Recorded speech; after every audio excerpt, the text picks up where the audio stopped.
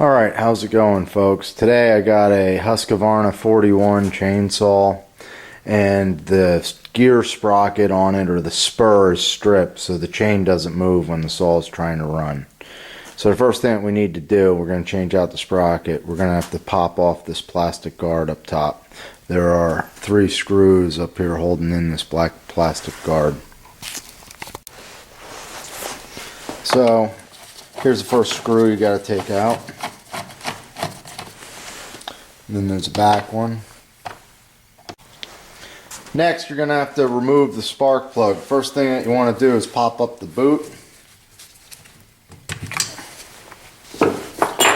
Grab your spark plug wrench, and you're going to loosen up your spark plug and get that out of there.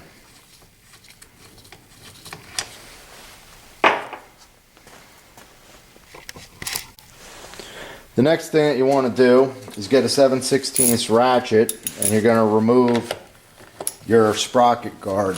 There's 2 bolts here that you need to loosen up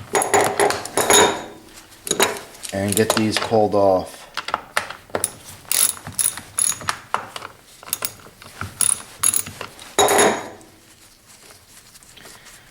Once you get these off, the next thing that you'll do is remove your bar and your chain. And then we should be able to see the clutch and the sprocket. This video will work for replacing the clutch and also replacing the sprocket if it's needed. There's your blade break off and guard, and we're going to just take the chain off.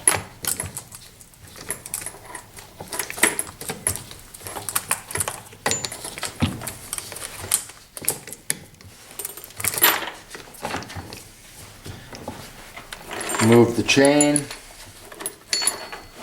and remove the bar. The next step here is going to be removing the clutch. And if we take a good look at the clutch, you can see it's reverse threaded. It clearly says off to the right, so you're going to turn it clockwise to take it off, and you'll notice that it has a spot for a spanner wrench to go in there. Okay? And this is the spur that we're going to be removing. This cover here, it's basically your clutch cover. In the back where you see those teeth spinning, that's what's stripped. We need new teeth, so I ordered a new one. Alright, the next thing that we want to do here is, instead of using a piston block, I like to use rope. So we're going to push in some rope. This is just some number 4 starter rope that I had laying around here. I usually double it up a little bit, and I'm pushing it in the piston hole, and I'm making sure that the piston is set all the way down. And I'm pushing in as much rope as I basically can. And that'll basically lock it in place so I can loosen up the spur. Here's a look at the spanner wrench that I'm using to unlock the spur on the saw or loosen up the clutch. This just came from a cheap grinder that I had laying around. Alright, so what I'm going to do is I'm going to take my spanner wrench and I'm going to lock it in here on the clutch on the chainsaw, and as I turn it, it pretty much locks because I have the rope up in the spark plug hole. I'm going to take a little bit of a pipe and use it for leverage. I'm going to carefully thread that on, and I'm going to push down pretty hard and hopefully loosen up this thing. You want to make sure that you turn it the right way. And I think we got it there. And we're just threading out the clutch. So if you need to replace your clutch, that's all you'd have to do. It's going to be the clutch,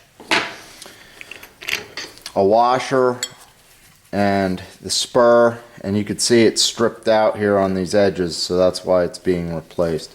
And there's also the bearing in there.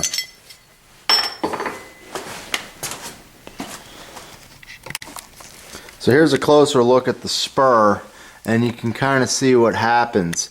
Over time the chain kind of eats that away, and you can see the spur's pretty much chewed away at the sprocket there, and it no longer feeds the chain because it's stripped out. The next step before putting it back on here is going to be to remove the rope. So now we're going to get that rope out.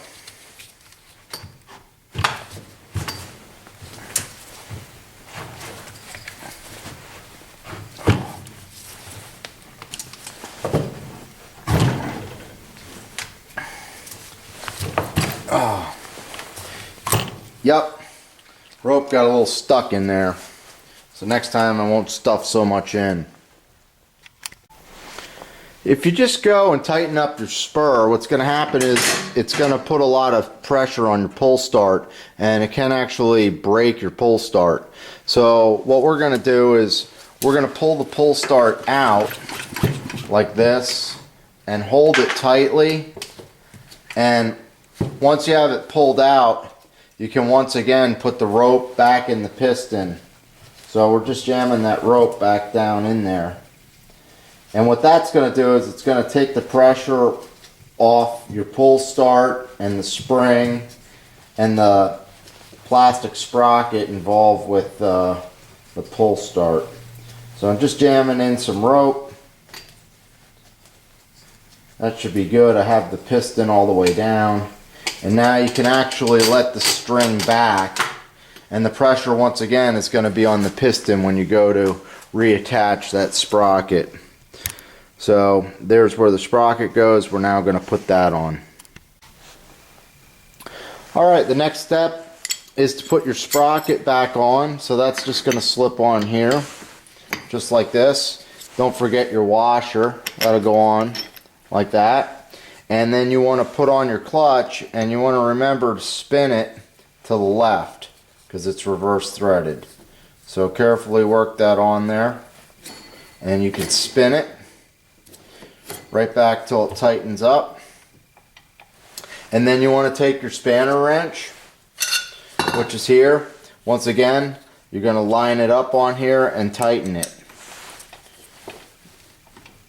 I'll just start by tightening it by hand. And once again, the pressure is being put on the piston and not on the string pull. I'm going to use the bar to tighten that up.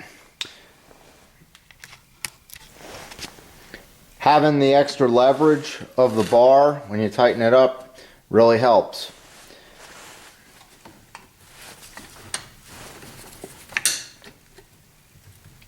You want to snug it up pretty tight.